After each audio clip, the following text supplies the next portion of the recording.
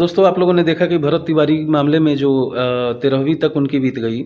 बहुत तरह की बातें हो रही थी, बहुत तमाम लोग बिहार के रसूखदार लोग वहाँ पहुँचे और उन लोगों ने वादे किए कि 13वीं के बाद अगर पुलिस वालों पे कार्रवाई नहीं होती है तो ये होगा, वो होगा, बहुत सारी चीज़ें होंगी।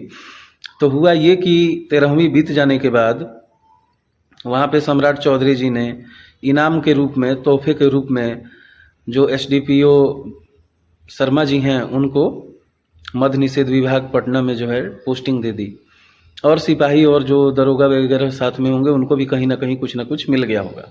तो ये मुख्यमंत्री की तरफ से तोहफा समझा जाए इसको। क्योंकि होता क्या है कि जब किसी मामले में पुलिस वालों पर न्यायिक जांच की टीम आती है, न्यायिक जांच बुलाई जाती है, बैठक होती है, तब तक उन पुलिस वालों को निलंबित किया जाता है।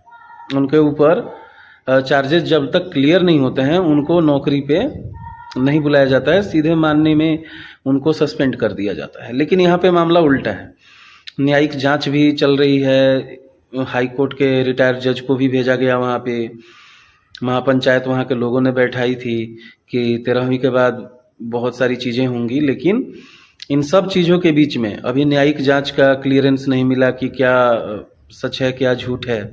और इसी बीच में चौधरी जी की सरकार ने, बीजेपी की सरकार ने इनको, राजेश शर्मा जी को डीएसपी का कार्यभार दे दिया मद्य निषेध विभाग में। तो ये एक तोहफे के रूप में इसको देखा जा सकता है। बाकी भरत तिवारी को शहीद होना था, इनकाउंटर होना था, मरना था, वो तो हो गया। इस पे राजनीतिक रोटी भी सेकी गई, बहुत सारे लोग अपना चेहरा भी चमका लिए, हम लोग ये हैं वो हैं। लेकिन तकलीफ की बात यह है कि जो जायज है, जो इंसाफ की बात करने वाले लोग हैं, 13वीं के बाद अब इंसाफ मांगते नहीं दिख रहे हैं।